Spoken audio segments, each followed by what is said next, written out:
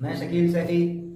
आप देख रहे हैं न्यूज 22। आइए नजर डालते हैं अगली खबर पर। कोई खबर आपके अखबार में छपती है और वही खबर दूसरे अखबार में छपती है शब्द ब शब्द, तो ये माना जाएगा कि वो खबर नहीं, विज्ञापन है।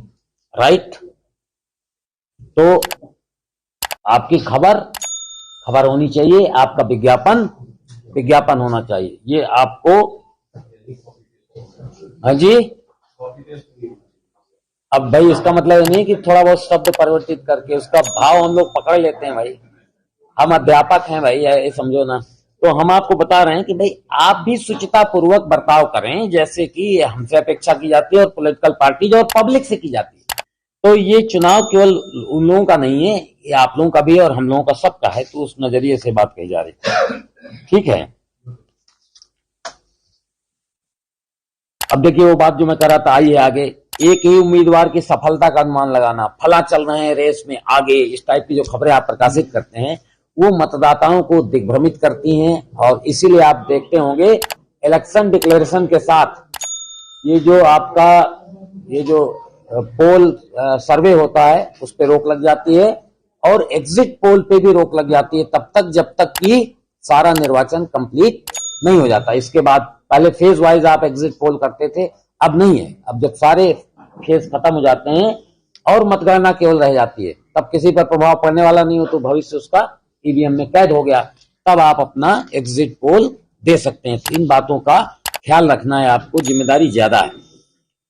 एक बात ध्यान रखिएगा, सोशल मीडिया में डाली गई कोई भी चीज आप सोचो कि अब ये हमारे रडार में नहीं है तो आप चूक करेंगे, क्योंकि न केवल आप क्रिमिनल एक्ट कर रहे होंगे बल्कि आप हरदम के लिए बैन हो जाएंगे।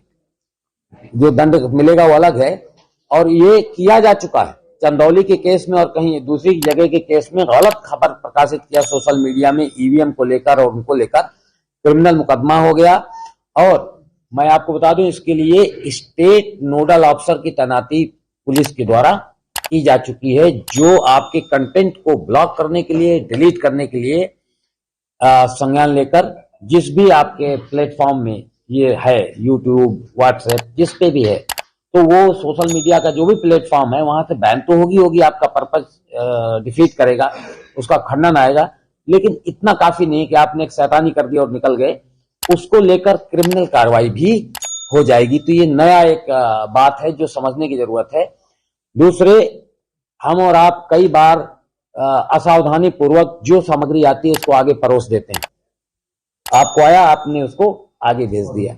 एक जिम्मेदार शहरी और नागरिक होने के नाते आप लोगों से भी अपील है और आपके बहुत सारे अनियंत्रित साथियों से भी मेरी अपील है कि वो बिना सोचे विचारे इसको आगे फैलाए ना, क्योंकि आपके हाथ में जो इंस्ट्रूमेंट है वो दोधारी तलवार है, उसका खामियाजा आपको भी भुगतना पड़ सकता है।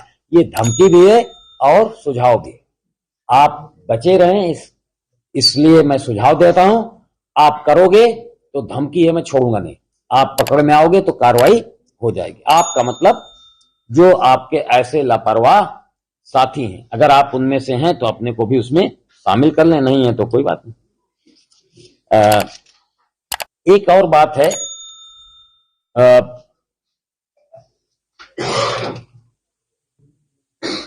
जो हमारे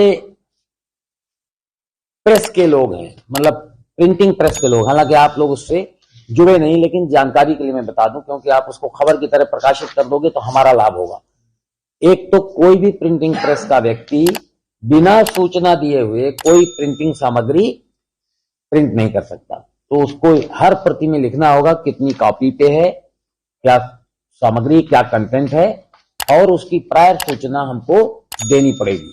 तो ये हम उनको भी, सारे प्रिंटिंग प्रेस को भी सूचित कर रहे हैं, ताकि हम उसको इलेक्शन के खर्चे के नजरिए से उसे बुक कर सकें। यानी कि आपने एक पंपलेट छपवाया और कितने पंपलेट छपे नहीं मालूम, तो आप शो कर दोगे 10,000 और छाप लिया आपने 10 लाख, तो उसमें वो किस, हाँ, वो संख्या उसमें आना आवश्यक है। तो ये आपसे डायरेक्टली रिलेटेड नहीं, लेकिन कुछ साथी ऐसे हो सकते हैं जिनका अखबार का प्रिंटिंग प्रेस हो और साथ साथ ये काम भी होता हो, ऐसा हो सकता है। तो मैं इसलिए ये बात को मैंने यहाँ पर कह देना उचित समझा।